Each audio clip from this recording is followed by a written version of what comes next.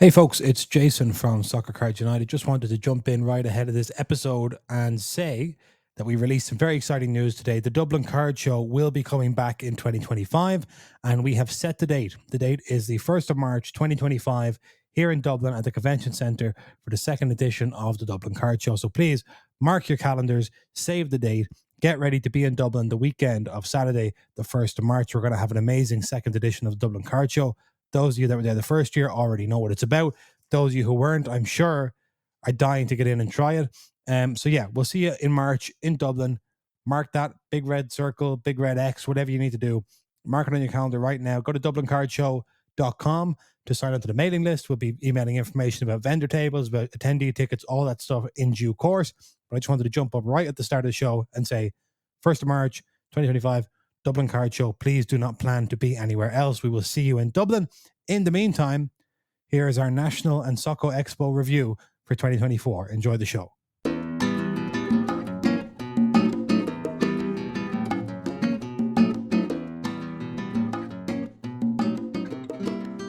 Welcome back to Soccer Card United. It's episode 233 of the greatest soccer card podcast in the world. My name is Jason. That's Enzo. Hi, Enzo. Hello, Jason.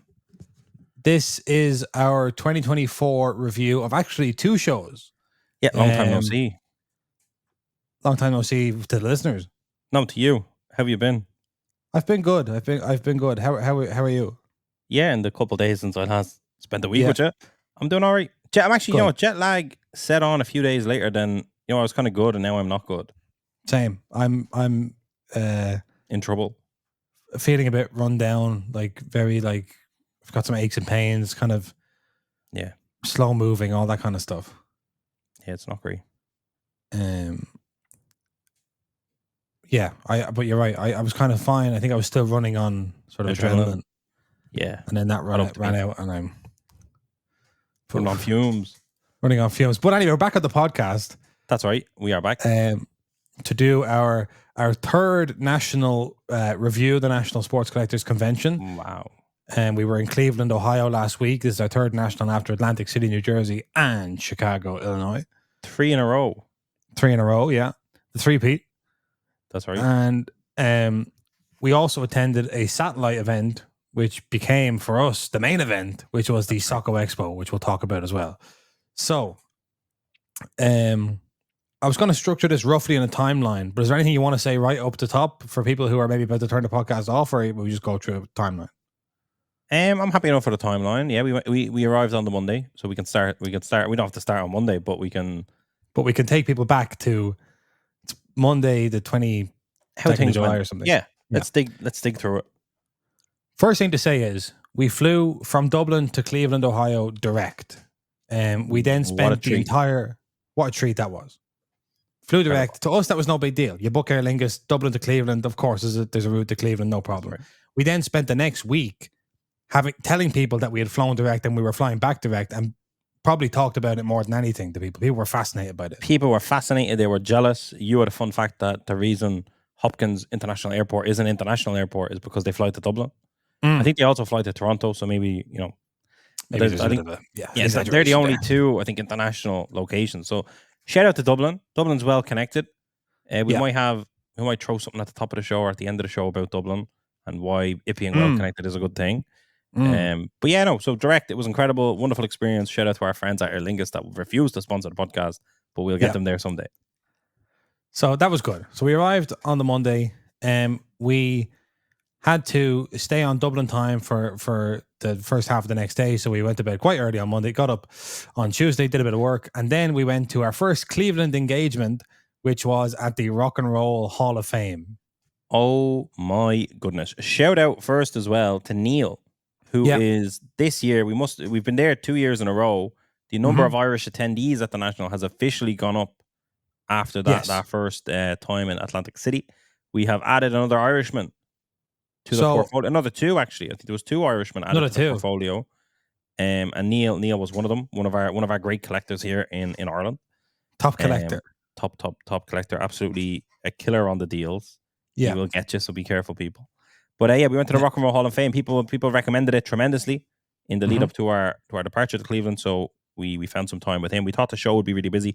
Found some time with him to catch up And to do that, Jason, we went to the Rock and Roll Hall of Fame. And we saw all sorts of memorabilia. So it was very much on theme for the week we're about to have. Music memorabilia as opposed to sports memorabilia. But there was all sorts of like lyric sheets and jackets, a lot of jackets, yeah. Yeah, some concert used costumes, I suppose. Yeah, all that sort of stuff. And it was very busy for a Tuesday afternoon. Because the National was in town, Jason. I guess that was that. We weren't the only ones getting there early. Come on. So we were staying in downtown Cleveland, wonderful downtown Cleveland. What a place. Sort of a sleepy downtown area. The Mistake by the Lake is what we were told the city of Cleveland is called. Wow. And the Cleveland Browns football stadium is called the Factory of Nightmares or something. It's like Theater of Dreams, Misery? But it's Factory of Misery. Is that right? That sounds right. Something like that. Yeah. So there's a lot of negativity surrounding Cleveland. But, we went to the Rock and Roll Hall of Fame and we were like, that's cool. That's good. And then that night, through a friend of a friend of a friend who works with the Cleveland Guardians on baseball team, we were able to get a couple of tickets to see the Cleveland Guardians. A Progressive Field In their series hosting the Detroit Tigers. They were coming off an 8-2 loss on the Monday night. We went to see them on Tuesday night as the Guardians look to fight back against their local rivals, the Detroit Tigers. And I believe they won 5-4. It was an incredible experience. Our first ball game, Jason. Our first ever baseball game. Me and you both together in that. Uh-huh. What an experience that was. We stopped by the store, the club shop. Of course. I should have worn my Cleveland cap. Maybe this may be the only time I've not worn a cap in the podcast. I have a Cleveland one. We're doing a Cleveland review and I forgot it. It's downstairs. Mine is in my house, my Cleveland Guardian cap.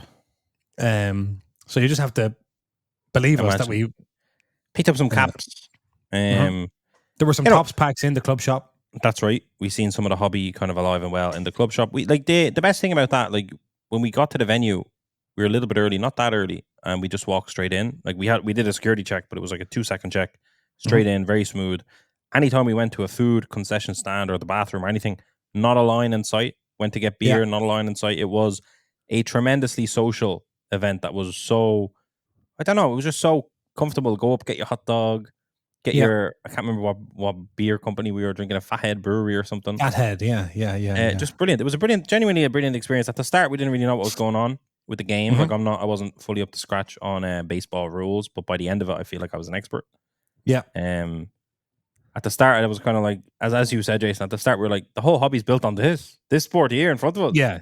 This by is the end of it, the hobby. By the end of it, we were looking for Class A rookie cards and Stephen Kwan rookie cards, and we were having a great time. Absolutely diehard baseball fans by the end of it all. Yeah, it was a lot of fun. It's like, I think, as you said there, it's like by the start and the end, because baseball goes on for about 2.5-3 hours. It's kind of you can't just take a 5-minute slice of the game, and it's a whole experience. It's a night at the ballpark. That's right. Night at the game. Night at the game. It was lovely. Under the light, we started in the setting sun and we finished under the lights at Progressive Field, and we beat those Tigers. We beat the Tigers, and at the end of it, even walking out of the stadium was so easy. Like just like for sporting events, like I was just at the Euros, it was a complete disaster.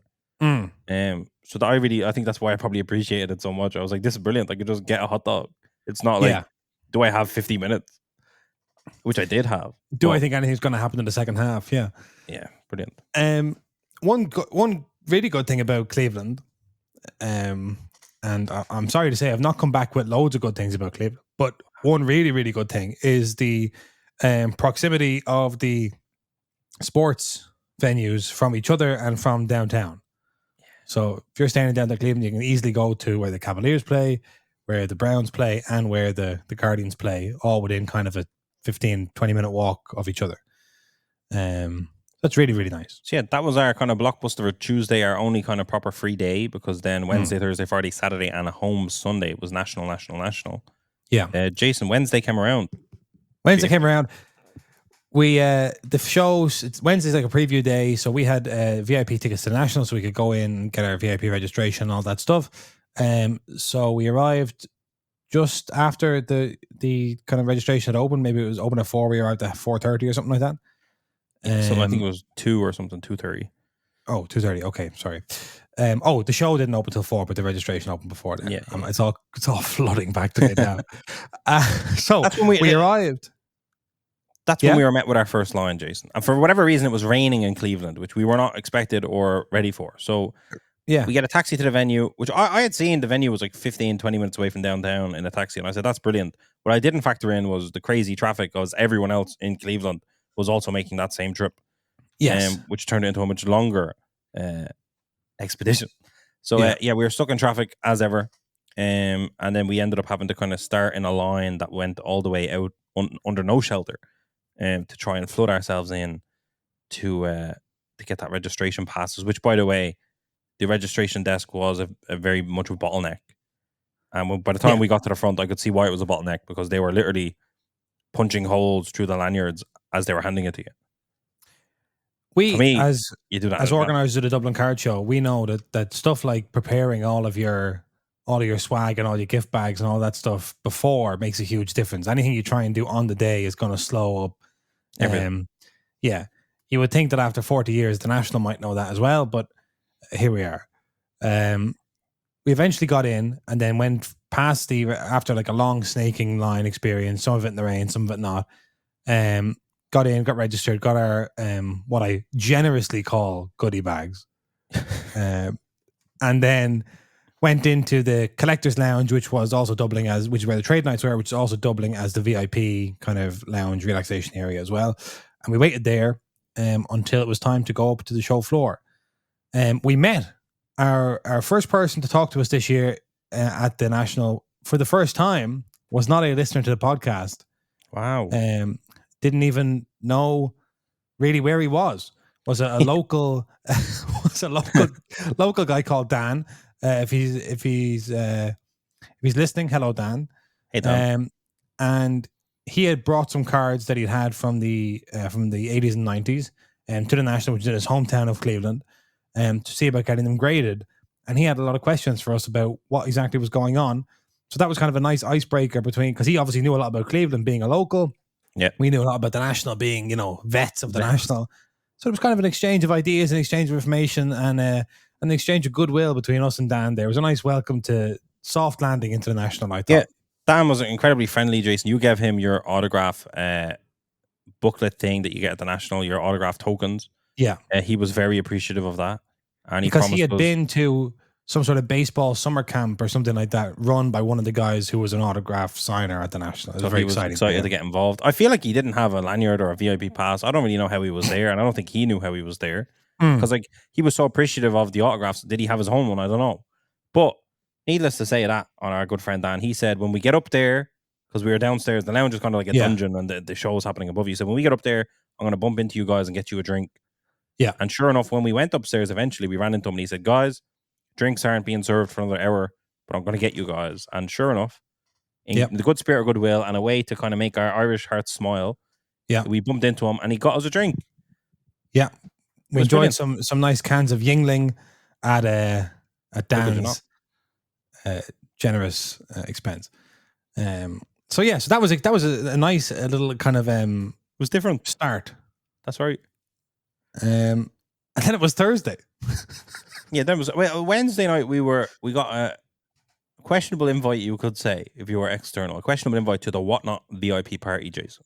Oh, that's right. We went to the Whatnot party. Yeah. So thank you so much to Whatnot for inviting us to that. We've never been on Whatnot. We don't have it in Ireland, but it was very appreciative. It was hosted in Dave and Buster's, Jason, a place I'd never been or heard of. I think I've heard of it, but I'd never been. Very fun little place. Yeah. Somebody described Dave and Buster's to me as leisureplex with a bar, which our Irish listeners might. That's exactly how. That was the vibe of it. It wasn't fancy. It was a bit of fun. Yeah, it's like kind of an arcade. And an arcade, kids' food, mix. kind of chicken tenders, chips is your vibe. Yeah, brilliant. I had a great time.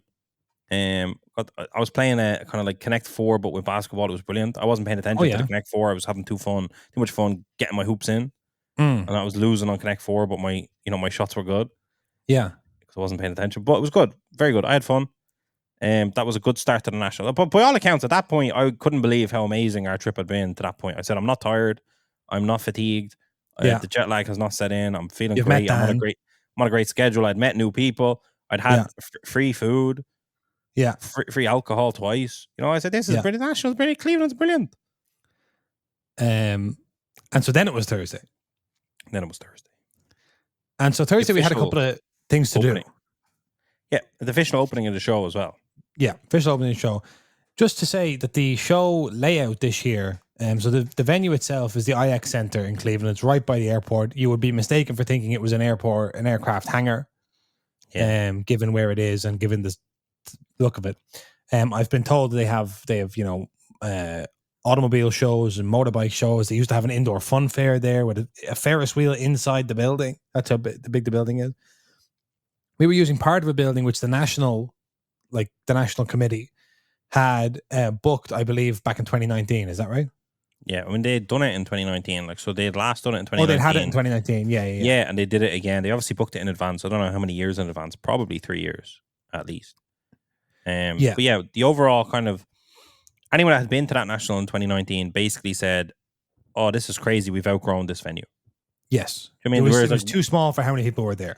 Yeah, like we went to it and just said, this isn't fit for purpose. This is really poorly organized, etc., etc. But then it just kind of turns out maybe all of that isn't the case. And what actually is the case is they've completely miscalculated the demand when they originally booked it, which isn't forgivable, I don't think. But yeah, getting in on the Thursday, Jason, like we had an early meeting on the Thursday morning and we were in good time until we were in our Uber and we hit the traffic. Yeah, all hell broke loose and it was tough to get in. You're on time though. Shout out to us. Tough parking. Shout out to our Uber driver. Yeah, she was amazing actually. Yeah. The venue itself was much bigger than the part we were occupying. But even there was a bottleneck at the parking situation. There was apparently people who were working at the parking as parking attendants or as directing traffic or whatever. Someone didn't have high vis vests on. They didn't have lanyards on. You couldn't tell who was just wandering through the car park and who was directing traffic. That was kind of an unnecessary kind of bit of confusion. And then, there was lines for the bathrooms on Thursday. We saw that was going to set the tone for the rest of the week. Lines for the food places. The show floor itself was split down the middle by kind of a set of, retractable doors kind of thing. You had the Breakers Pavilion, massive Breakers Pavilion this year. Whatnot had a big, huge screen with all different Whatnot breaks live. It was sort of like something from Times Square. That's right. Or Tokyo, Japan. PSA had a whole little village, which included a balcony or a veranda that their executives could go up and look over the national. That's right. There were 2 floors. Yeah. Never saw that before. No, that was brilliant. There was all sorts of stuff. The big thing on Thursday, we'll get back to the venue and the layout as we talk about it. The big thing on Thursday it was year 3 of you trying to do a Panini redemption. Oh my goodness. Year 3 of me doing this time. On this occasion, Jason, I had an appointment. One of the rare and elusive appointments. One of the hardest things to come across. So for anyone who doesn't know, because people who are at the thing, people who are at the stuff didn't even know. People who are at the national still asking, how do I get my redemptions done? Yeah. You have to have an open redemption. You have to get an appointment. So how do you get an appointment? First of all, your redemption needs to have been redeemed on Panini.com or Panini America and not be fulfilled for over 120 days. Then you're eligible to get an appointment. Wow. Okay. So mine were 200 days out. Then I got a random email that ended up in my promotional email. So a lot of people missed it. And it said, you can now register for an appointment. So I was register for that appointment like a speedster. Mm-hmm. Got it in, locked it in for Thursday. And that was it. It was my time now to take myself and my verification email of my appointment to the Panini booth. And trade in. They'll delete these redemptions. They will never be redeemed. And they will give me magical black boxes, which feature a 1-of-1 card that we don't know what's inside. Incredible. So I did that. And I said, thank the good Lord, finally. And they gave me 2. They gave me 2 black boxes, which was quite impressive. Mm-hmm. I got 2 black boxes. And as I turned away and said, thank you very much. And I got a white sparkle pack actually as well for a different redemption that wasn't 120 days. One that I redeemed that day. Just to chance my arm, and I got a Panini Prism just a sparkle pack, not a white sparkle pack. So that's all cool. I turn around, Jason, having succeeded to get my black boxes, and a child that was no older than 10 and a half years old, I would say, looked at me and said, he was lingering around. Clearly, this was his little Hustle. angle at the national, his little hustle. He said, "Hey, are you selling them?" And I was holding them like they were, my firstborn child.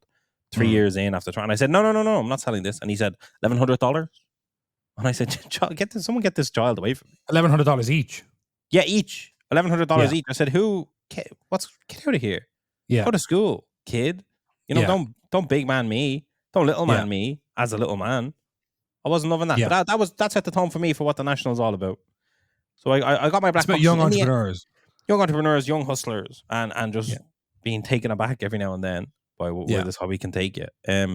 We were going to try sell them. In the end, we opened them, Jason. So we needed that closure. We had held them for a few days, and we said, you know what? Let's get involved. Let's have a go. And the hit of the bunch was an impeccable on-card autographed Thierry Henry in a beautiful, beautiful O2 sponsored kit that was not like brushed or anything. It was beautiful. 101. You just don't see them like that, Jason. It was truly the closure we needed. Yes. We will be going through our national pickups later on, so we'll see a picture for those of you that are watching of that card later on.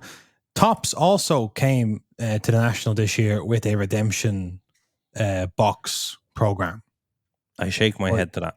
You didn't have as much joy with that. I had basically the exact same experience that I had in the first year of the national with Panini. So they very much, not only did they kind of copy them, they completely copied them by every kind of aspect of it. So yes, Topps decided they're doing their fun little redemption thing. They announced it like a day or two or a week or whatever before the national. So no one even knew about it. So I assumed that I had a Human Son auto, I redeemed it, and I thought I could just go up, cancel that redemption, and get one of these boxes. Because I said, surely there's not a 120-day limit on this because they just announced it. And I was also kind of banking on the fact that there was no line at their thing, right? They had lots of their boxes still behind them. There was no line. And that was all due to the fact that no one knew about it until so late that like no one was good to go. So I walked up, tried to get it. They kind of were getting excited about it. They liked Heung-min Son. They were a bit giddy. But then they said, oh, no. You need this to be 120 days. And like my experience with Topps, obviously we're not baseball guys, but my experience with Topps is their redemptions do get redeemed. So I don't really know who that was for, right? That was obviously for people, if there was people that had outstanding redemptions for many years, where they were kind of like, they're always kind of quoting how many redemptions they've fulfilled. And I suppose if you do a program like this, you can just reduce that because you're cancelling them as opposed to having to go out and fulfill them. Yeah. Which makes sense. But it's just like, let me get involved. Let's just cancel my redemption. Let me open this black box and see what happens.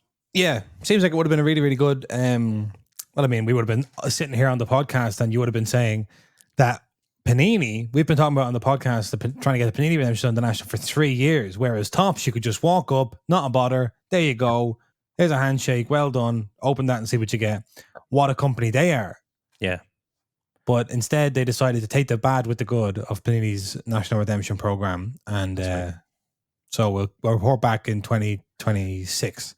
Yeah, we'll let you know how that goes. But to be honest, obviously it's soccer is different, but I just don't see redemptions as an issue in soccer. Like I've only ever seen, I think, 3, which would be the Heung-min Son in final flashbacks, Ronaldinho popping up in a few sets, and then the I suppose the mystery redemption with Messi when he had on-card autos, and then the idols. Is it idols? Is that what they're called?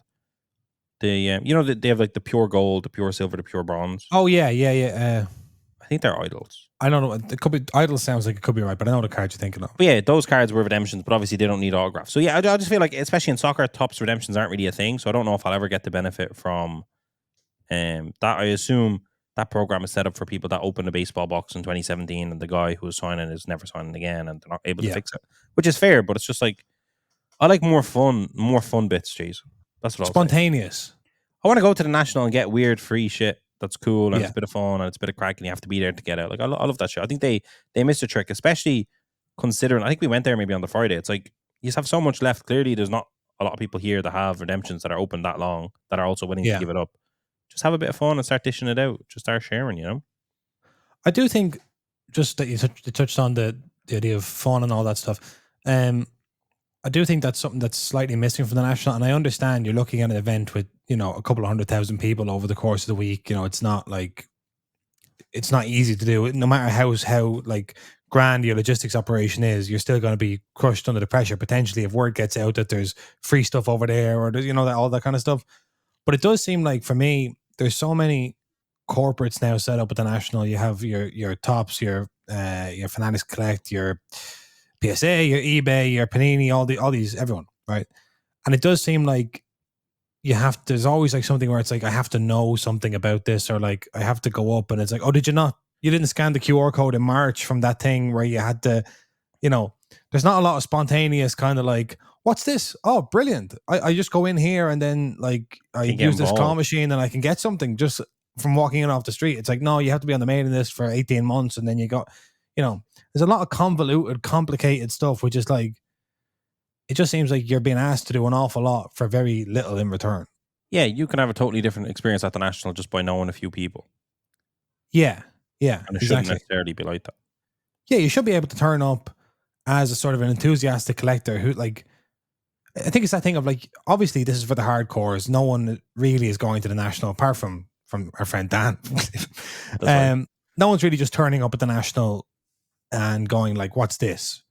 But I think you should be able to a certain extent. Yeah. Yeah. Like, listen, we walked around Thursday. The show floor did not have a sausage of soccer on it. It was worse than it's ever been in any of the 3 years that we've been. Yeah. It felt to me, I don't know about you, Jason, it felt to me like there was just less vendor tables because there was It did feel like that. corporates, there was breakers, and all of that. We're not selling singles, so it just felt like there wasn't that many singles to sift through. And there certainly wasn't the soccer. Normally, you'd find a cluster and people would be telling you that area over there actually has a few soccer tables. That area over there has some soccer in their display case. I think I found 2 tables that had soccer at it, and that's pretty much it. Yeah. That would have been pretzel and slapstocks. Yeah. That was pretty much it. I kind of feel like there was a lot of people, potentially, that would kind of do a half and half on the table with a friend of theirs that has a table, that this year decided not to do that because the Soco Expo was on. That's what I think might have happened. Or the venue was just a bit smaller. To the Soco Expo. Thursday, after the show, we had a very exciting prospect on our hands. There was the Soco Expo running in a Union Hall in Parma, Ohio, which is a very industrial part of kind of suburb of Cleveland, on a street called Chevrolet Boulevard, just next to a General Motors plant factory kind of thing. There was the Soco Expo, and this was put together by a group of passionate soccer collectors and just events people to bring together all of the soccer heads in one room over the course of the national. And we got there on Thursday and it was pretty great. Our first time having a table in the United States of America at any form of show. Yeah. It was a soccer haven. It was a satellite event of the ages. And where there was corners to be cut, they were not cut by the organizer of this show. So I'm actually sad I don't have it here with me. You're thinking about your lanyard? The lanyard. I was thinking the exact same thing, yeah. Mine's at home. The lanyards were an incredible touch. Yeah. I think Just Slab to put them together. They were incredible. I'm actually sad. We gave out a few guest lanyards and some of them didn't come back. We had lanyards in all different colors, and I'm actually sad that some of them are out there. Some collectors have them, and let me tell you, quite the collectible. We had just three tables, so 6 display cases, and we had a lanyard for all the lanyards had like your name on them. Yeah, so it wasn't just, it was like your company name. So like mine said Soco Cards United, and then in the corner it said Jason. Yeah, and that's when I say no corner was cut. That was that set the tone for me. That's a level of detail.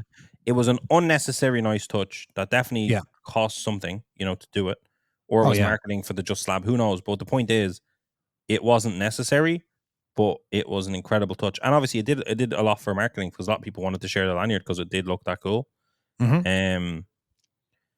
That was an incredible touch, and just from that point on, it was like, okay, the people that are hosting this are not gobshites, basically. That was my kind of overall takeaway. It's like they're doing this, like to a point, the way we would want to do it if we were trying to do it, if you know what I mean. And that when I say that, I mean the free pizza. That's what I'm talking about. Feed the people. Anytime we host a trade night, people know we just feed people. We're like, you know what? People have come here. Let's have a bit of crack. Let's have a bit of fun. The shuttle buses as well. I didn't get to take advantage of the shuttle buses any of the days, Jason. I know you ended up on one at one point. But all of those things that a lot of people would think are not that important, if they didn't have free pizza at the Soco Expo, I think I would have died in Cleveland, Jason, because that was my dinner 3 nights out of the 5 we were there. Yes, because they recognize, okay, people are coming here directly after the show. If they're setting up, they're here an hour before. So there's not even time. Like if you're just attending, you can say, like, let's go get dinner and then we'll go to the thing. But if you're setting up, you're going straight there.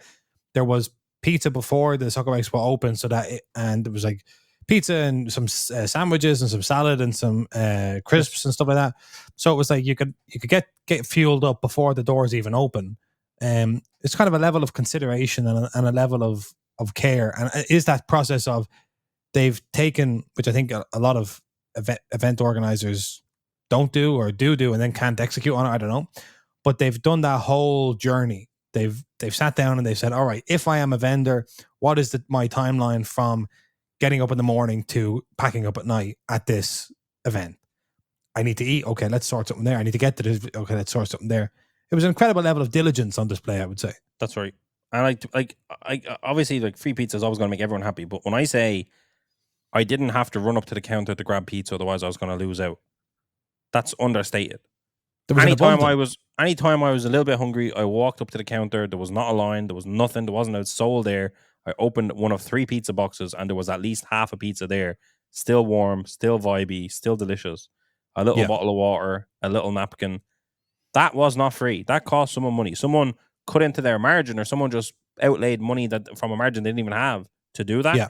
When I say it made a huge difference, it literally, I was in a great mood all week because of that. Yeah. So, and just in terms of costing people money, so there were sponsors to the show. Vendors paid for their tables, but it was free to attendees. Boom. And that, again, I think is incredible foresight, because people will have a go and they'll say, okay, it's what? Okay, maybe it could be $10, $15, $20 in an Uber there. Okay, fine. Let's go there, or let's drive there, whatever. Oh yeah, you don't have to take.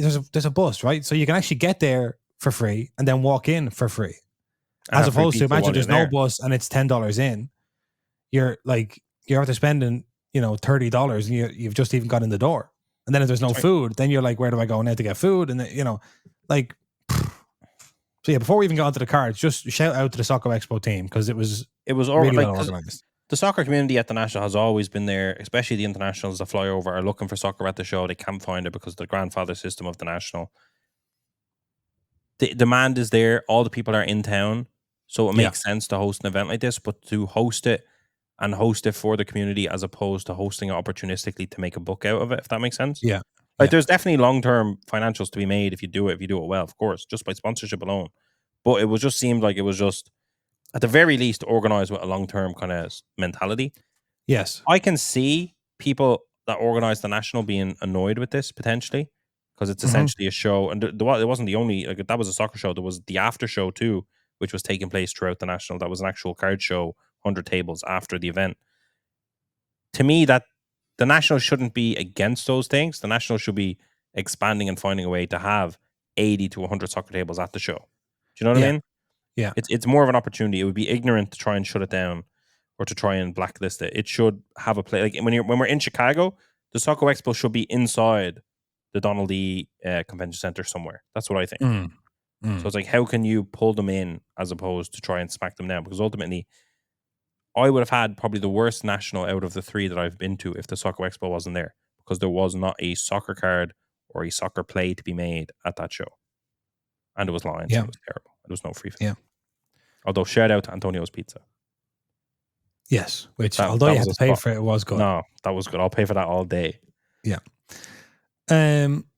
So that's basically big shout out. So that was Thursday night, Friday night, Saturday night. We had a couple of things within that. Obviously, shout out to everyone we met at the Soco Expo. There was podcast listeners coming up. There was deals getting done. There was deals getting done. It was very exciting. I would say it was probably the best display of soccer at any show ever. Wow. In terms of the range, from there were people with flick-through boxes all the way up to, like, there was, I saw a Zinedine Zidane rookie sticker in like the highest grade. I think it's PSA 9. There's none higher, I don't think. There was Pele rookies. There was Eminence. There was Flawless. There was everything you could possibly dream of. It was there. It was incredible. Yeah. I think as well, like, shout out to all of the European and UK dealers that were set up in our island. That was like, what a spread, because obviously for European, like it's hard enough to get a table at the national, let alone if you're a European trying to get a table at the national. It just doesn't happen. So there was like at least 10 or 15 non-US, like I don't even want to say non-US because it brings in Canada and stuff. I mean like European or UK vendors vending at the show all together, and it was like we were kind of laughing because we were like, why do we have to fly all the way to Cleveland to do this? Especially we're doing deals with each other. But it was such a good show of the internationals that were just taking over a little bit, a whole section of that expo. Absolutely. It was a very positive event, and we got some very nice deals done over the 3 nights. We got to put out our gold World Cup prism. Normally when we do that in Dublin or somewhere here, it's almost always just for show because no one is like looking for 2014 World Cup gold. But at the Soco Expo, there was a variety of people going, holy, I need that. I need that to complete my matchup set, or that's to complete my net finders, or that's, I need this, or that's just my PC.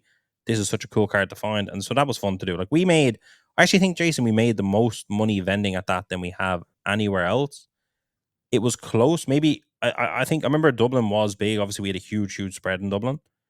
But if you discount wax sales, if you remove wax sales, that was the most we've ever done on singles at a show. That's what I'll say. Absolutely, yeah. Which was crazy. Absolutely. And as you said, there was stuff we obviously always have our stuff with us, and we have it for sale and not for sale. And if you imagine that, like the kind of bar is like that, usually we would cut it off about there, and anything above that is not for sale.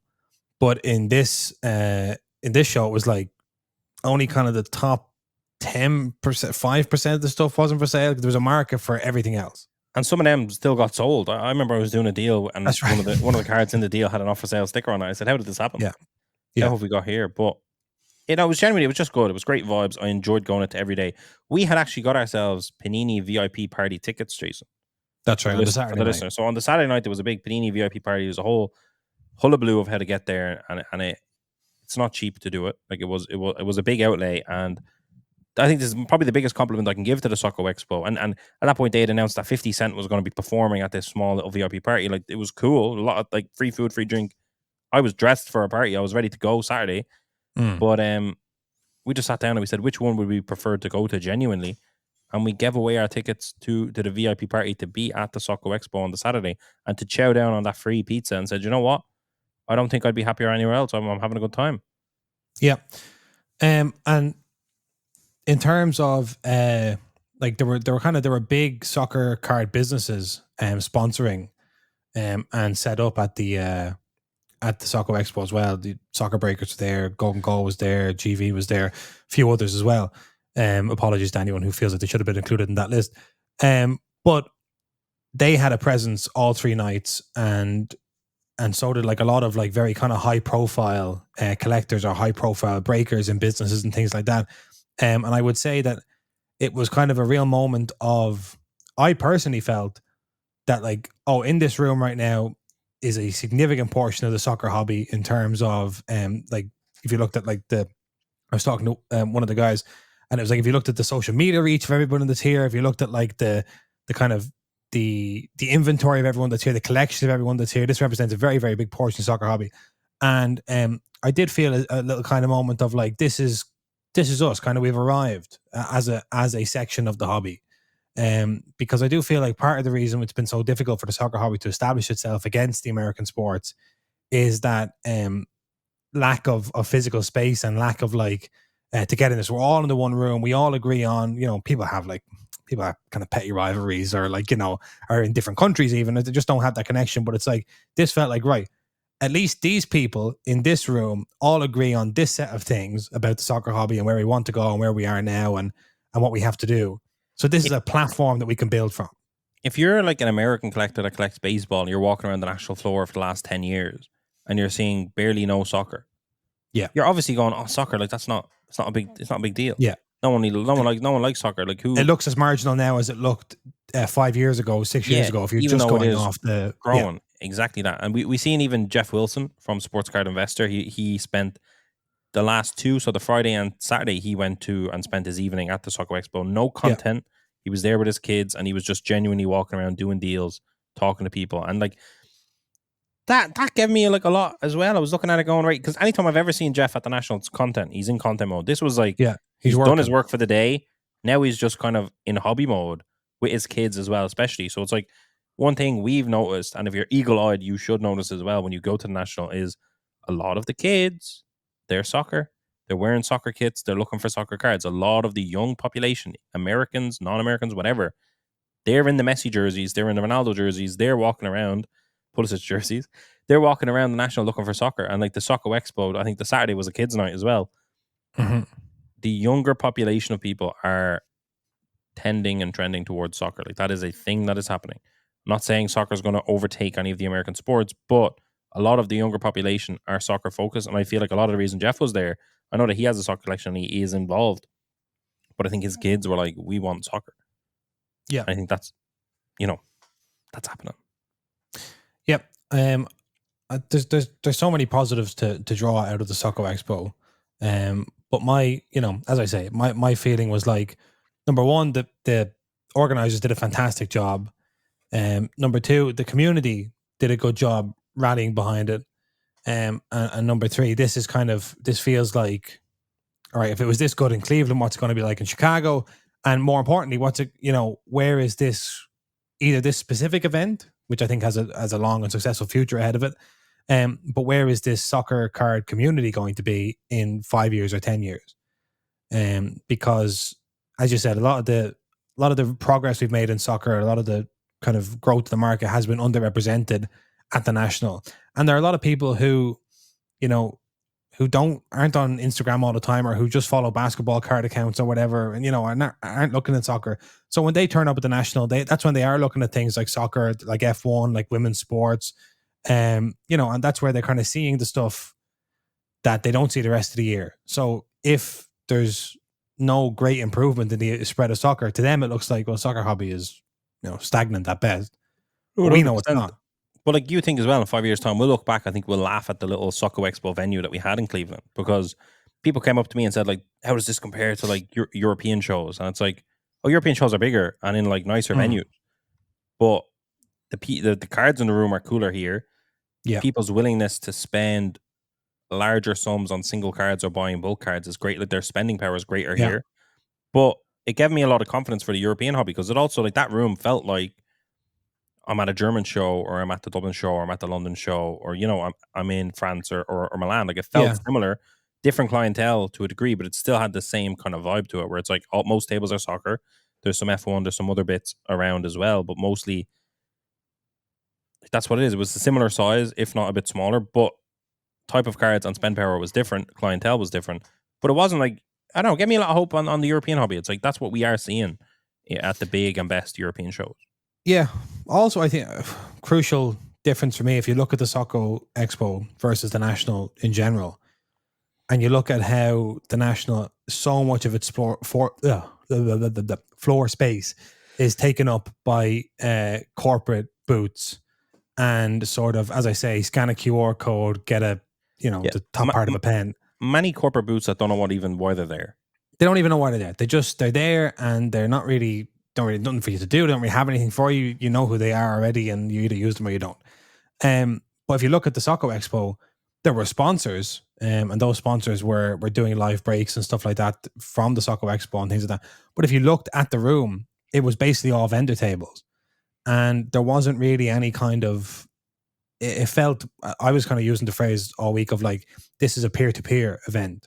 And at the National, I felt over the last 3 years, it's kind of becoming a little bit more top-down, and you feel less like you're going to see what other collectors have, and instead you're kind of going in as a customer to all these various companies and all these various corporates. Whereas at the Soco, you felt like, I'm here and everyone I'm talking to is kind of, we're all on the same level, and we're all kind of interacting with each other, and cards and money are moving around the room horizontally. Whereas the National feels more and more like that kind of transaction is going vertically. I'm spending money up, and you're choosing what to hand down to me in return. So I just really like the kind of return to community aspect of it that I felt at the Soco Expo, which I feel at the National, people are kind of being turned into consumers as opposed to collectors. Yeah, I think that's a very good point. That's how it felt. So I suppose one of the most exciting things we can do now is to show people who didn't see the posts over the last couple of days some of the stuff we picked up. So if you're listening to the podcast, I recommend switching over to YouTube now. But if not, we will describe what the cards are for you who aren't watching. Or as you listen to the podcast, flick onto your phone, go onto our Instagram and have a gander. Yes. Do something. Pull the car over. For goodness sake, do something. For goodness sake, This is a visual hobby. Pull the car over, stop the treadmill, put the mop down. Because we got some bangers. And we really did. Some bangers here. So, let's have a look. Let's start with this incredible PC pickup from you. That's right. So that is, Jason, and for the listener, a 2016-17 Panini Spectra Superstar Jersey Autograph, 1 of 1, Andrea Pirlo. Wow, so incredible. Yeah, it has that super factor vibe to it. The kind of gold circles, I don't know, there's definitely a word for that, I can't remember. Yeah, looks like a super factor. Gold, it is a gold Panini, vinyl? Nah, well, kind of like that. Panini used to call it gold vinyl, but I don't know. But anyway, super factor vibe to it. It's a Spectra. It's 2016-17. It's Andrea Pirlo autograph patch card. It is game used patch as well. And it's a 1 of 1. It's a 1 of 1. It's beautiful. It's a stuff of dreams. And from the same person, it was a double deal. I also picked up this one. A 2016-17 to kind of match Jason. I think is yours a 16-17 as well? I think it is. I think so, yeah. What a year that was. Yeah, to match your Robbie Keane black 1 of 1 from Select in 2016, I got a Pirlo jersey autograph again, 1 of 1 black Select. Same kit, I believe, as well. So same, very much 2016-17 vibe. 1 of 1 Pirlo, my favorite player probably of all time. Watching him for Italy, watching him for Milan, heartbroken when he went to Juventus and kicked on incredibly. But yeah, definitely my favorite player to watch play football ever. So yeah, big PC card. I got 2 big 1-of-1s, which puts a smile on my face, Jason. I cannot lie. Yeah, so shout out to Scott for that deal. Yep, Soccer Cards HQ. And then, not to be finished with the Italian cards, this incredible dual autograph on card. So yeah, I might end up looking, searching for more 2018 eminent Italian cards because, Jason, as you can see here, they are both in their 2006 World Cup kits. So obviously, when they released 2018 eminence, they didn't have. I suppose they wouldn't. It wasn't. Yeah, I don't know. They went with the best kits they could, which was 2006. So we obviously had a terrible World Cup in 2010, 2014, and so they knew that, and they've put together. So even there on Cannavaro's arm, which I find interesting. Was Italy in the 2018 World Cup? No, sorry, 2010 and 2014. My apologies. We didn't even make it. In 28, that's probably why they didn't use. Anyway, go ahead. Sorry.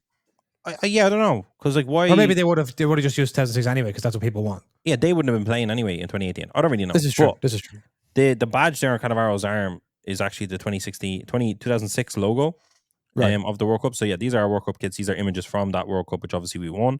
On-card autographs. I think they're just beautiful. So I might start hunting a few of them. Don't start messaging me trying to sell it to me. Do not mess. I'm going to find them. I'm going to find them. I'm just going to keep my head out, my eyes out. But yeah, Cannavaro, Buffon, dual on-card autograph, and then obviously the 2 Pirlos. That's a big PC week for me, Jason. Incredible stuff. That's what you want to do at the National. Do you know what I mean? You go there and you pick up some crazy card. Yes. Switching over to my Ireland PC. Oh. This black 1 of 1 from Donruss Women's World Cup, Katie McCabe. Incredible stuff. This is my second black 1 of 1 from this set for the Ireland team. I suppose I will collect them all now. Again, let me find them. Do not message me to say you say you have them. I'll find them in my own time. Don't flood my DMs, please. But this was actually a kind of a last minute deal. It was a straight swap for a wonderful Arsenal Sapphire color match card of Katie McCabe with Mitch. So I think Mitch and I were kind of circling each other over the few nights of the Soco Expo, and eventually it just kind of became clear to us both that, like, what are we doing here? I want that card. You want that card. Let's just shake hands on it and get the deal done. So, and I have to say, I do love a straight swap. It's obviously not very common in the hobby because it's very rare that card values intersect, but I think it's easier to do straight swaps when you're trading for PC cards. Because, you know, obviously it's like, well, I'm not selling it anyway, so it doesn't really matter what it's valued at. I think we got really lucky on that one, Jason. Like I almost didn't bring the red Kate McCabe because I kind of knew it was also PC. Like it's an on 5. Yeah. The fact that it's an on 5, obviously, in theory, you'd prefer the 101. You know what I mean? There's 5 more of them, so I think we got lucky that the other 4 of those 5 either didn't appear or were selling too high or whatever. Yeah. But yeah, big. To be honest, probably the most wholesome moment. I think I said that in the inscription there. It was probably one of the most wholesome moments of the national, which was I have a 1 of 1 card that I know you guys want like terribly bad. Yeah. And instead of kind of breaking your balls for, I'm just going to give you a straight swap because I like the color match red of 5 Sapphire. And it's very difficult to get Arsenal women's stuff. Arsenal women's collectors, we found out over the week. Thank God. Are very enthusiastic to the point of prices really feeling that. Yeah. So to get Kate McCabe, first card in Ireland kit, 1 of 1, captain's armband. She obviously scored a goal in that World Cup. Ireland's was it the first World Cup they qualified for? It was. Yeah. So there's too many. Like people asked us, is it for sale? I didn't even have to ask you, Jason. Even have to refer to you. I said this is probably never, ever going for sale. No, this is an incredible PC item. So delighted with that one. Now we're in CR7 land. Starting off with this sticker. We got frisky with some CR7. So we picked this up actually off Space William. So that's a rookie sticker, Cristiano Ronaldo in a PSA 8. It is always kind of dodgy buying a rookie sticker because I do think there are some fakes made, but obviously already slabbed. I looked it over. It looks legit, looks good. PSA 8, I think population 44 with only 60 higher. Okay. I just don't think you can go wrong with a Cristiano Ronaldo rookie. Nice collectible. I have to say, Cristiano's market was a topic of much discussion over the week. It was noted by many, many, many different people how depressed his prices are at the moment, especially compared to Messi, who is the hot ticket right now. So there's a lot of debate over whether Cristiano is a big buy right now. Maybe that's a thing we can explore in a future episode. That's right. I was on record at the national various content things that we were doing and saying that very thing, that I think he's a buy, and I backed it up by picking some. By buying. That's right. Which is good because let's face it, if you were on 3 or 4 different interviews saying, I really think Cristiano Ronaldo is a buy right now, and then you came home and all those interviews being released, and it's like, I didn't buy him, like then is it worse buying him? Have I technically pumped it? That's right. Look at that. Wow. You can do no wrong. You can do no right. Yeah, we can do no right. Either way, we've added that to a PC, PSA 8 until the day comes that I can upgrade the grade of it. But I'm very happy with that. 2017 Chrome, undervalued. This card wasn't in perfect condition. Definitely wouldn't get a PSA 10. We do own a PSA 10 copy of this card, but by owning that PSA 10 copy, we kind of know that they don't pop up that often. They are rare. It's 2017 Chrome. Even though it's a base autograph, you just don't really see them that much. We've been trying to pick up a Messi for a while. Do not message us about that. But it's I just seen that on someone's table and I said, to be honest, I think it's class. I think 2017, the inaugural Topps Chrome, will have its day someday. And I think when it does, a Ronaldo autograph card from his time at Madrid, not a flashback to his time at Madrid, it should be worth something. So yeah, I was interested in that. We've done a deal. That also involved a PC item going Ben's way, which is a Brighton collector. Yeah, I was happy with that. That was a tough trade. Now that was a tough trade. We got there in the end. It wasn't easy. Had to get our heads together on that one. Yeah, it was a bit tough. We lost, I think, a flawless Sergio Ramos, which is by itself an incredible card. But on the kind of topic of picking up Ronaldo, I thought it was a good move. Yep. And then rounding out the CR7 new collection here is this colour match from Manchester United. Yeah, number to 5 from first edition. I wasn't like hunting it down, desperately trying to get it. It came across your desk. Put it that way. It came across my desk twice. I don't know if it was the same one, but a little kid had it at one point, and then someone else had it at another point, and it basically sweetened the trade deal. And I kind of thought, red colour match United 05. There's a lot to like about the card. So I was kind of confident enough throwing it into a deal. But yeah, picked up a few Cristiano Ronaldo's. How do you not? Lovely. Where are we now? Okay, we're going to talk about F1 at the end of the podcast. So I'm going to switch over to this first. These are all 1-of-1s. So 1-of-1s were kind of a running team at the Soco Expo. They are, I suppose, in the European hobby, we don't really have this kind of people have 1-of-1s and they tend to quote you kind of mad prices. Like somebody has a 1-of-1, I don't know, give me an example. Team Andy Cole. That's right. A team set card even. Yeah, let's say someone has a 1-of-1 Blue Moon Cole Palmer or something from Manchester. They're like, this is my ticket. I've made it. And that's partly to do with how things used to be in the hobby. That's partly to do with how companies market the products. Just you're not blaming anyone for that. Education. But you do tend to hear 3,000, 4,000 euro from even the John Stones 101 from the Man City team set in Euro. That is not the case in the US. They're much more liquid and much more commonly seen. Therefore, people don't kind of go all starry-eyed and, kind of Tweety birds spinning around their head when they see one. And to kick it off here, we're talking from the most recent edition, 22-23 of Topps Finest Flashbacks, which is an incredibly painful set to open, an incredibly, poor, at its ORP, it was a very poor value for money. It featured one numbered card and one autograph in a case. So one number card in a box, one autograph in a case, 6 per case. So you basically have one parallel per box and a 1 in 6 chance of an auto. Box price, I think, were like 70, 80 quid. At the National, they were like 55, and that was part of a wrapper redemption program, so they were incentivizing.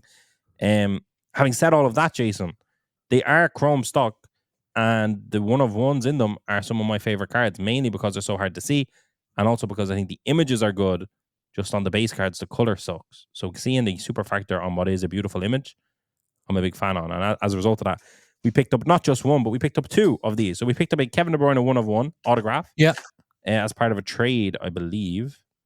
Yeah, as part of a trade. And then we also picked up a Sandro Tonali in a Milan kit. He's left Milan. I'm not going to PC this at all. This definitely will be up there for sale when he comes back from his Newcastle betting scandal. But again, a beautiful 101. We also had another 101. We have a Buffon of that in that set as well. The set prior to that, which had the same vibe to it, I have a Giroud that is in my PC. I really think they're undervalued cards, the kind of super factors from them, mainly because people are not opening that wax. They're not opening that wax because that wax sucks. Yeah. So when you do see them, it's kind of like it's kind of have to do all the work to get them. So it's definitely. This was our black box Thierry Henry on card autograph. Yeah. I do think a lot of people, like myself included, like when you think of Thierry Henry at Arsenal, you do think that kind of long sleeve gloves in February sort of situation. Yeah, we had a $2,000 price tag on that one's head, but as I look at it here, I'm like, I'm okay if no one pays us for that card, because it's like, if Soccer Cards United's Thierry Henry card is that card, it's kind of like great. Yeah, you feel good about that. Yeah, for sure. And then this is an Ahmed Hegazi 2018 Prism 101 for Egypt. So this is a PC card for an Egyptian collector out there. That's right. Knock on our door, please.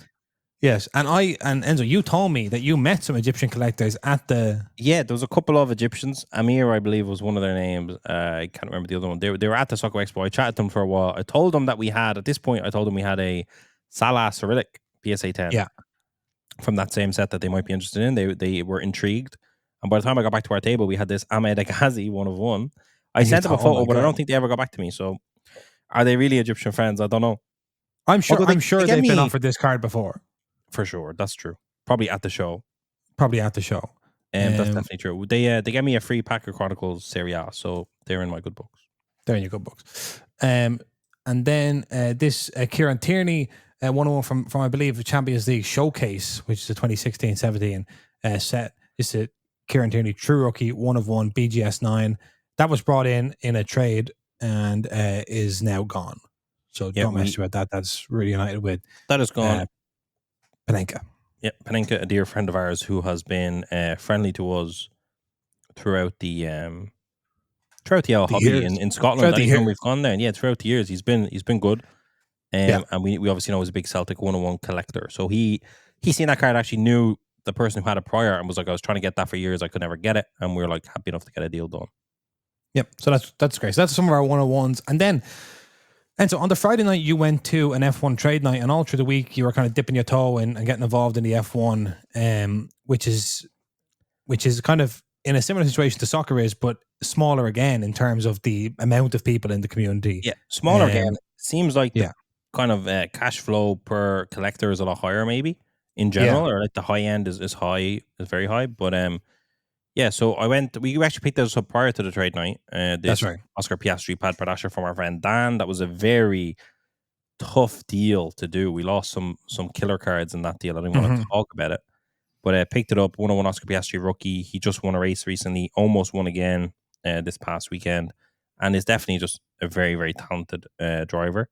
One to watch. Fun rookie, definitely one to watch. So we picked up his Pat Pradasher 101 freshest. And then at the trade night, I picked up a Zhou Guan Yu printing plate autograph. So autograph cards are kind of hard to come across in Formula One, especially in Chrome. So although I'm not big on printing plates, because it was an autograph, I was on it. I got that as part of a trade, which also came with the last card here, which is the Max Verstappen. Whoa, what a patch. Yeah, the patch is what made the card, I'm not going to lie. Max Verstappen on-card autograph patch relic from Dynasty. We ended up trading a dual autograph of, I think it was Lewis Hamilton and George Russell, dual Dynasty for those two cards. So I was happy with that trade because I think the Verstappen is a beautiful card with a beautiful patch, and I think the Zhou Guan Yu is kind of an unknown. Can we get a nice price for that when we probably put it on eBay? But yeah, popping my head into the F1 trade night hosted by a few of the big guys in F1. It was fun. It was very much of the ilk of how soccer trade nights have been in the past. The version like Soco Expo, like the fact that Soco Expo was a card show, F1 trade night was a trade night. Like there is a big difference between those two things. There's a difference, yeah. But it was still fun. It was much more relaxed, walking around, chatting to people. So shout out to everyone. Shout out to that little community, because I do think it was it's great that they do that, and it's a bit of fun. And there was crazy cards in that room, talking about high end. Yeah. Crazy cards in that room. In terms of F1, just briefly, like, do you think it's a case of the people who are still in F1, and I know a lot of people in the hobby have gotten into F1 and then been burnt and gotten out, or have lost interest or whatever, because a lot of the prices, especially the low end or mid range, have dipped. Do you think it's a case of the people who are left in and are interested still, the big cards have sort of found their way up to them, and so you end up with, like, if you get F1 people in a room like that, you are going to see some massive cards, as opposed to everybody having loads of people there with a few mid range bits? Yeah, anyone that's been there long enough or really kind of understands the F1 hobby was loaded full of some of the best 2020 cards that you could see. There was other people that just had stuff from 21, 22, 23, and they were kind of lower end collectors that were kind of like looking at the 2020 stuff in awe. So there's definitely kind of a separation between those two groups, but at the same time, prices on 2020 have kind of come so far low that like a lot of people can level up to it. I was surprised. I was hearing some of the figures and I was like, what? You know, a PSA 10 from 2020 is that low? Like, what do you mean? Like, what the hell? So there's definitely, I think, a buying opportunity in F1, and especially the 2020 sets. But yeah, no, I mean, yeah, some tables you walk around and you see a card that should not be on a table unless it's behind glass, you know? But everyone in that room, I think, was very comfortable with each other. So yeah, there was definitely big ticket items in the room, but there was a lot of kind of curious F1 fans that had just a small little collection with them that wanted to just be around other F1 fans. Yeah.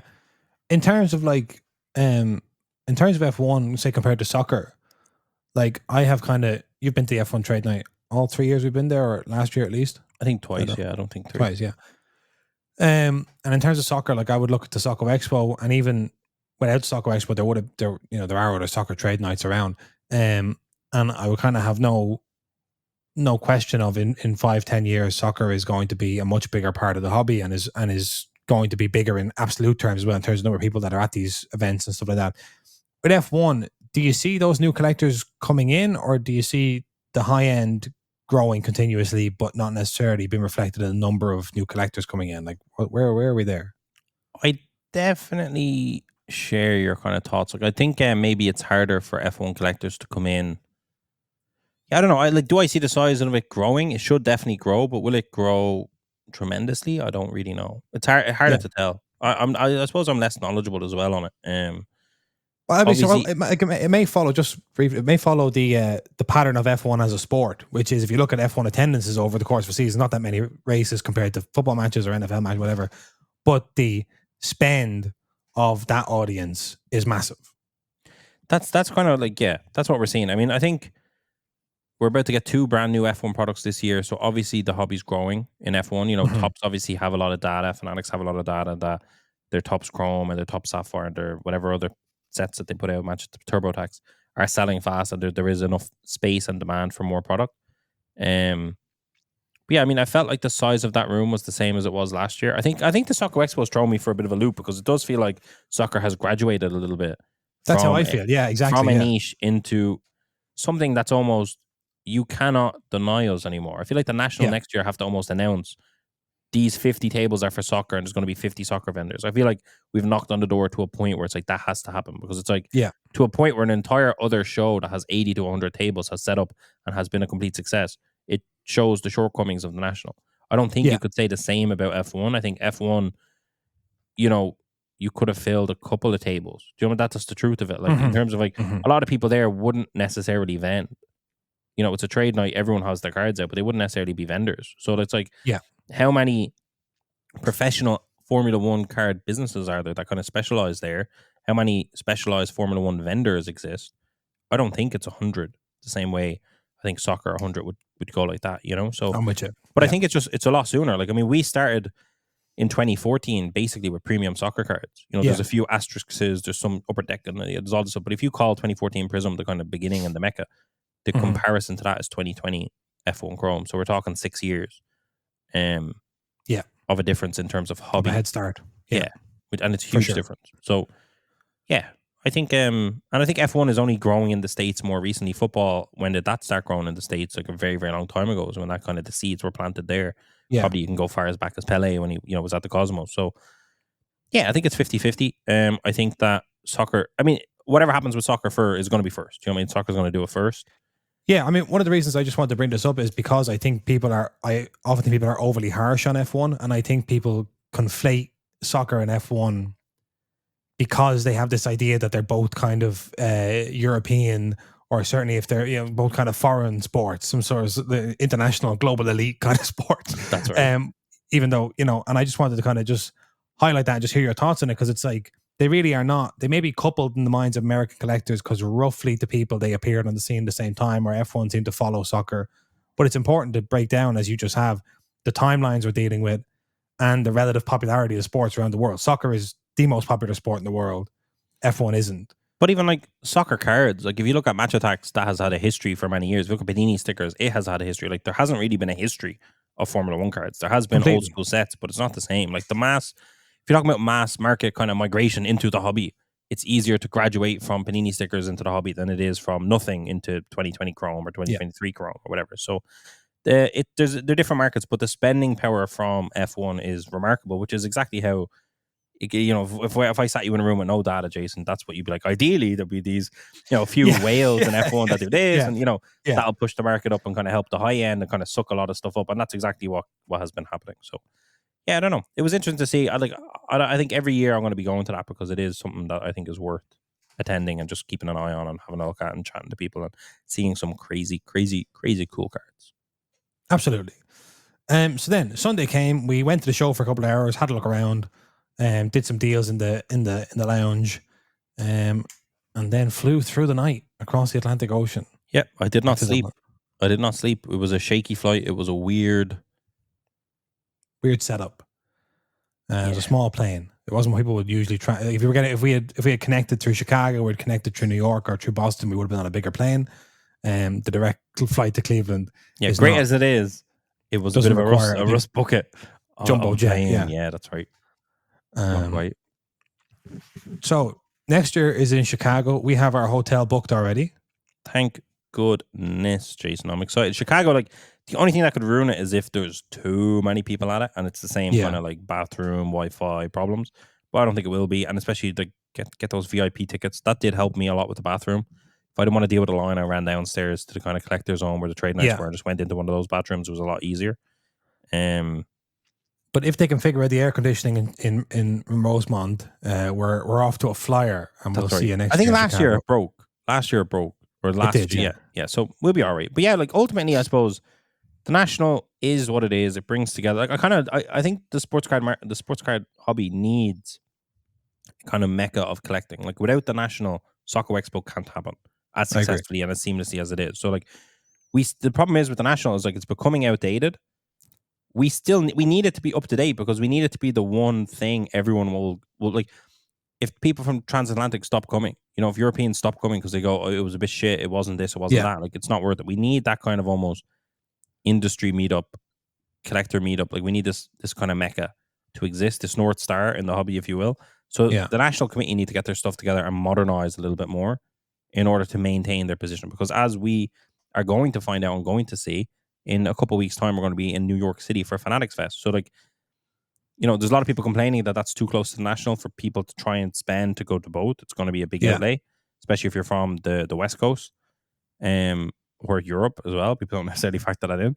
But the relative success or failure of that show, or how that show feels in terms of its vibe, could set the tone for what the National needs to improve on or change, or like Fanatics Fest could become the Mecca, is what I'm trying to say. And it's like, no, exactly. I get what you're saying, and for me, it's important where that if there's two Meccas, it's not a good thing. If there's two Meccas, there's no Mecca. No, but also for me, it's important, and one of the reasons why we're often critical of the National, and I do get this idea that from a lot of collectors, that it's like it's almost a tough love thing. It's like, don't you see, the reason I'm criticized you is because I love you. I only want what's best for you. You got to pull your socks up. Like, it does feel like I have a kind of I feel like I only want what's best for the National, and I don't want them to keep shooting themselves in the foot. And one of the reasons why I want what's best for them is obviously for all the reasons you've listed, but also if you look at what's the emerging alternative is Fanatics Fest. And I do not want the premier hobby event to be run by the company who is the premier hobby manufacturer. I don't think that's right. I don't think that's healthy. I want to meet on neutral ground. I want to go into the National and have Panini America have a space, and have Upper Deck have a space, and have like some small company who's making pop culture cards, or who has signed, there were companies there. I think it was Onyx, maybe, have like, they go and they sign specific college teams and stuff like that. So like, I want you to be able to walk into the National and have a bit of breathing room and feel like this is a place where the small businesses, the medium-sized businesses, and the competitors to Fanatics can still come and stake their claim. If we surrender that neutral ground to Fanatics, like, we're sliding ever closer to a monopoly. So the National have a responsibility to themselves and to the community to not be shit, to get it together. That's right. Like the Fanatics Fest is very much being spoken about as kind of, there's cards here, but it's also very sports heavy. It's also very interactive talks. It's the different vibe. There will be a huge and 300 table. There's going to be like a card show within Fanatics Fest, but it's not the purpose of Fanatics Fest. But I think the National will be all right, but it does need to modernize and kind of get out of its own way. I think it's safe, but for me, it's not even about the neutral ground thing. I agree with that. I understand what you're saying, but it's like, if there's two North Stars, it splits it up. Like if Dublin had two huge card shows, or if we hosted two shows a year, we're going to get less attendance at each one. It's diluting it away. You can't. Yeah, you're diluting what is at the moment. The fact that everyone goes to the National, it's kind of like, you go there, you're going to see a lot of people. If it's split up 50-50, it takes away from both. It makes internationals go to one and not the other, which means when you go to one, there's lots of internationals not there, and et cetera, et cetera. But competition is what it is. You have to see what happens. They need to modernize. Like the fact that a Soco Expo had to be set up at all shows that they're kind of failing in that regard. There you go. So that's is our review across the Atlantic, people. For any of our Irish listeners, for any of our European listeners that haven't quite made the jump, we had, I want to say, 5 Irish people at the National this year. Yeah. Maybe, as far as we know. As far as we know, we don't know all of the people. You're able to go to the National without us knowing about it. Yeah, we don't have to stamp your passport or anything. But hopefully Chicago next year, that number goes up. We have some more, friends there with us. Wow. And we have a bit of a laugh. There you go. Incredible stuff.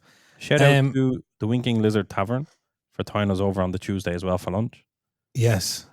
A restaurant with loads of spare tables and a 10-minute wait. That's right. That's what a country. So the podcast is back to normal service. We're resuming our recently refreshed Tuesday, Thursday schedule. So thank you for your patience. I talked to a lot of podcast listeners over the week in Cleveland, and I said to many of them, sorry about the spotty coverage recently on the podcast, and they all to a man said, don't worry about it. So I don't know if that's good or bad, but thanks for sticking with us, and we will see you next week for more Soccer Cards United. See you, Jason.